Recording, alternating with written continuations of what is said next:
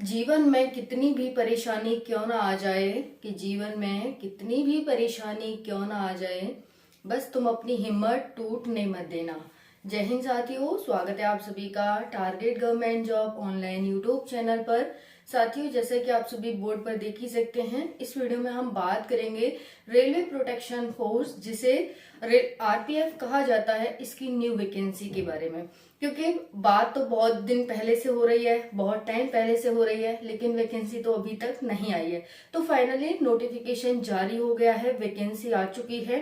कब से फॉर्म भरना स्टार्ट हो रहे हैं, क्या क्या एलिजिबिलिटी क्वालिफिकेशन होगी, क्या सिलेबस होने वाला है, इसका पीईटी पीएसटी किस प्रकार से होता है, सारी जानकारी आपको वीडियो में मिलने वाली है।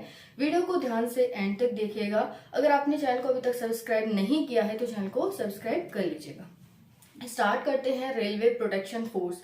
इसमें कांस्टेबल और एसआई पद के लिए वैकेंसी है, मेल फीमेल के लिए वैकेंसी है, ऑल इंडिया वैकेंसी है।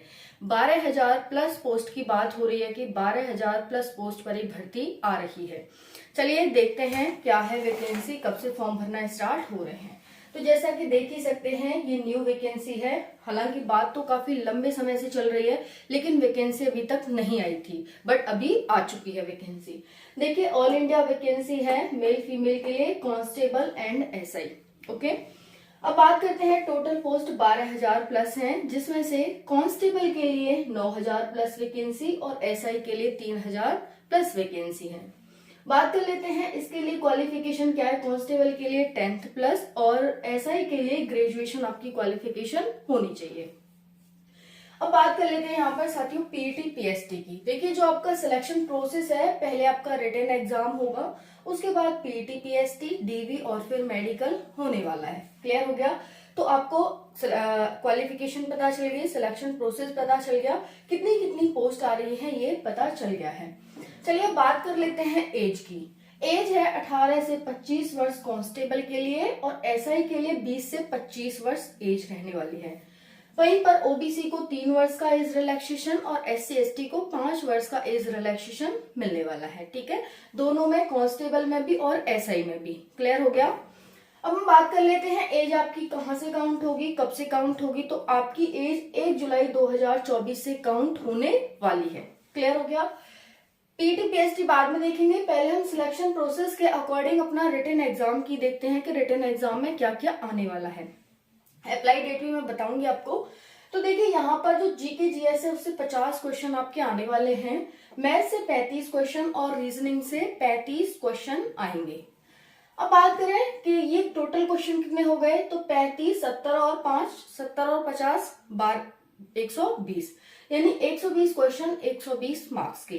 क्या नेगेटिव मार्किंग भी है? जी हाँ, नेगेटिव मार्किंग भी है। 1/3 की नेगेटिव मार्किंग है। 90 मिनट यानी 1.5 घंटे का आपको समय दिया जाएगा। क्लियर हो गया? ठीक है, अब बात कर लेते हैं यहाँ पर। ये हमारा सिलेबस हो गया, नेगेटिव मार्किंग आपको पता चली गई। ये written exam PT PST DV और मेडिकल। चलिए अब यहाँ पर बात कर लेते हैं पीटी पीएसटी की, क्योंकि रिटन एग्जाम हमारा हो चुका है। अब हम पीटी पीएसटी की बात करते हैं। हो चुका का मतलब सिलेबस हमने देख लिया। अब पीटी पीएसटी में हाइट, चेस्ट, रनिंग, लॉन्ग और हाई जंप है।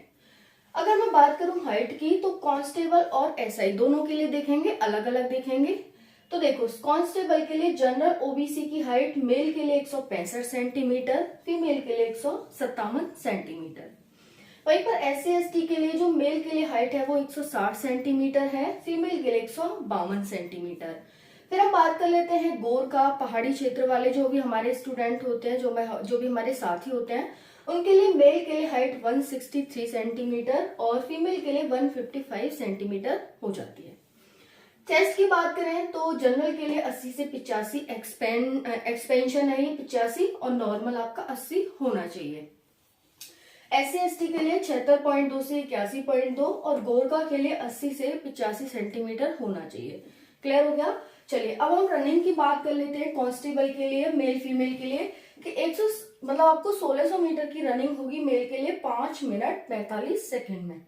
वहीं पर फीमेल के लिए 800 मीटर की रनिंग होगी 3 मिनट 40 सेकंड में। अब बात करते हैं लॉन्ग जंप की। तो लॉन्ग जंप है 14 फीट मेल के लिए, 9 फीट फीमेल के लिए, कांस्टेबल के लिए। ठीक है, फिर बात करते हैं यहाँ पर मेल के लिए हाई जंप में 4 फीट हाई जंप मेल के लिए है और 3 फीट फीमेल के लिए है। नॉर्मल है, कोई फिजिकल में आपको कोई दिक्कत ज्यादा आने नहीं वाली है, लेकिन प्रैक्टिस नहीं करोगे तो फिर सब कुछ वहीं के वहीं रखा रहेगा, कुछ भी नहीं आएगा। तो प्रैक्टिस करते रहिए, तैयारी करते रहिए, सब कुछ पॉसिबल है, बहुत ही इजी है। अब बात करते हैं सब इंस्पेक्टर यानी एसआई के लिए। तो जनरल और ओबीसी की हाइट 165 सेंटीमीटर मेल में, वहीं पर फीमेल में 157 सेंटीमीटर हो जाती है।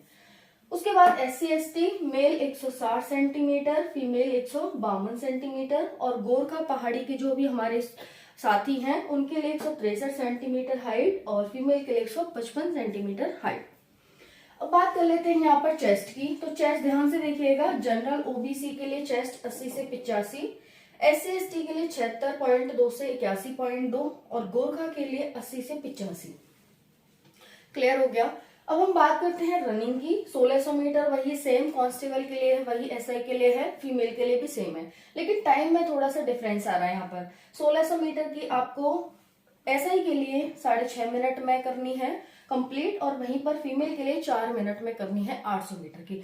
तो ज्यादा दिक्कत आने नहीं वाली है, देख सकते हैं। उसके बाद मेल की बात करें, 12 फीट है मेल के लिए, एसआई के लिए आपकी लॉन्ग जंप, वहीं पर 9 फीट सेम है। और इसकी बात करें तो यहाँ पर ये और कम हो जाती है एसआई में, ठीक है। मेल के लिए 3 फीट 9 इंच हो जाती है और फीमेल के लिए 3 फीट हो जाती है। क्लियर हो गया। अब हम बात कर लेते हैं सैलरी की। तो देखिए कांस्टेबल के लिए जो सैलरी होती है वो 22,000 प्लस आपकी रहने वाली है। वहीं पर मैं एसआई के लिए बात करूं तो 36,000 प्लस सैलरी आपकी स्टार्टिंग रहने वाली है। तो क्लियर हो गया सैलरी को लेकर। अब हम बात कर लेते हैं यहाँ पर फीस। फीस का एक बहुत बड़ा डाउट रहता है बच्चों को, जो मुझसे पूछ रहे थे कि फीस का क्या मैटर है। देखिए होता क्या है, ऐसे जो जनरल वाले बच्चे हैं उनसे 500 रुपए फीस ली जाती है, और जो एससी एसटी वाले बच्चे हैं उनसे 250 रुपए फीस ली जाती है। लेकिन जैसे आप एग्जाम क्वालिफाई कर लेते हैं तो एससी एसटी की जो 250 रुपए फीस फॉर्म भरते टाइम ली गई थी वो तो वापिस हो जाती है, 250 के 250 बच्चों को रिटर्न कर दिए जाते हैं।